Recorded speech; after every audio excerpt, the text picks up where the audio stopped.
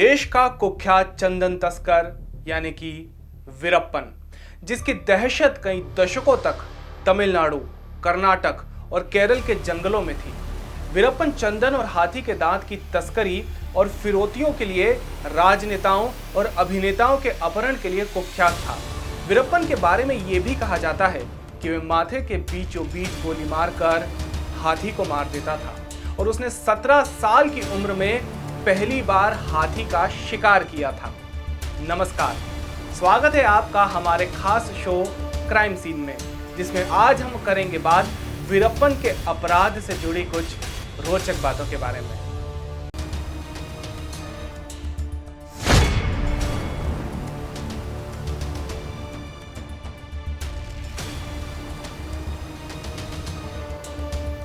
अपना आधा जीवन जंगलों में बिताने वाले वीरप्पन ने 10 साल की उम्र में पहला अपराध एक तस्कर का कत्ल कर दिया था।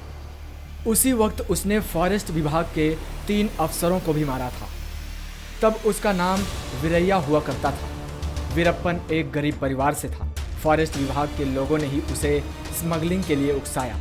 वीरप्पन ने शादी के लिए अपनी पत्नी का हाथ अपने ससुर से बिल्कुल फिल्मी अंदाज में मांगा था। जंगल में भागने के बाद उसने पत्नी को एक शहरी इलाके में रहने के लिए भेज दिया। धीरे धीरे गरीब वीरप्पन पुलिस, राजनीति और भ्रष्टाचार के मकर जाल में फंसकर तस्कर बन चुका था।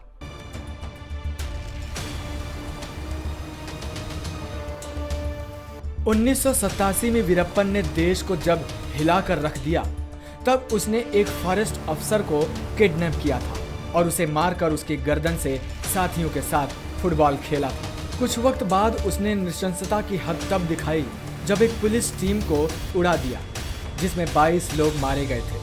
फिर 2000 में वीरप्पन ने कन्नड़ फिल्मों के हीरो राजकुमार को किडनैप कर लिया और रिहाई के लिए 50 करोड़ रुपए की मांग की।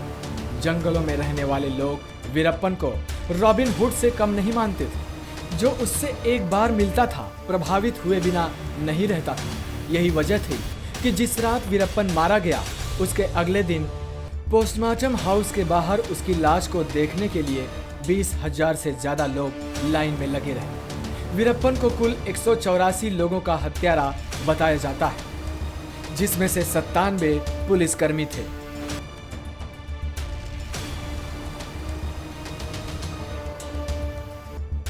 हर हत्या और तस्करी करने के बाद अपनी बड़ी बड़ी मूंछों पर ताव देने वाले वीरप्पन पर तमिलनाडु और कर्नाटक सरकार ने 5.5 करोड़ का इनाम रखा था।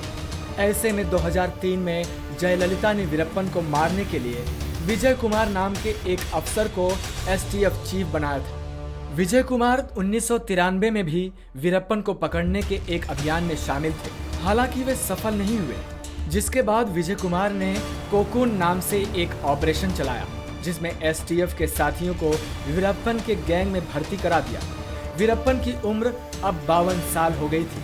साथ ही गैंग आपसी झगड़ों में कमजोर हो रहा था। 2004 में जब वीरप्पन मारा गया, तब वह अपनी आंख का इलाज करवाने के लिए जा रहा था। वीरप्पन के गैंग में शामिल एसटीएफ के लोगों ने उसे एम्बुलेंस से हॉस्पिटल ले जाने के लिए तैयार किया था। इस एम्बुलेंस में वीरप्पन बैठ गया। एसटीएफ का ही एक आदमी एम्बुलेंस चला रहा था। रास्ते में खड़ी पुलिस की गाड़ियों के पास पहुंचते ही गाड़ी चला रहा एसटीएफ का आदमी गाड़ी रोककर भाग निकला।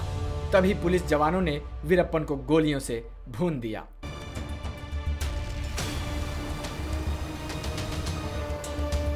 वीरप्पन की मौत के बाद उसकी विधवा मुत्तुलक्ष्मी पर अपहरण से लेकर हत्या और तस्करी के मामलों में मददगार होने के मुकदमे चले, लेकिन वो बरी हो गई। जिसके बाद उसने 2006 में तमिलनाडु का विधानसभा चुनाव भी लड़ा, लेकिन हार गई। 2018 में उसने ग्रामीणों का एक संगठन बनाने की घोषणा की। उसकी दोनों बेटियां विद्या और प्रभा है। अभी वीरप्पन की बेटी विद्या तमिलनाडु की बीजेपी युवा मोर्चा उपाध्यक्ष है। वीरप्पन पर कई किताबें भी लिखी जा चुकी हैं और कई फिल्में बन चुकी हैं। कुख्यात तस्कर वीरप्पन लोगों की जान लेने में बिल्कुल नहीं कतराता था। सैकड़ों लोगों की बेरहमी से जान लेने वाले वीरप्पन को कभी किसी से डर नहीं लगा। लेकिन जंगल में रहने वाले वीरप्पन को वहां के लोग भगवान से कम नहीं मानते थे। ऐसे ही और कुख्यात अपराधियों से जुड़ी कहानियों के बारे में जानने के लिए आप देखते रहिए मृदुभाषी का खास शो क्राइम सीन।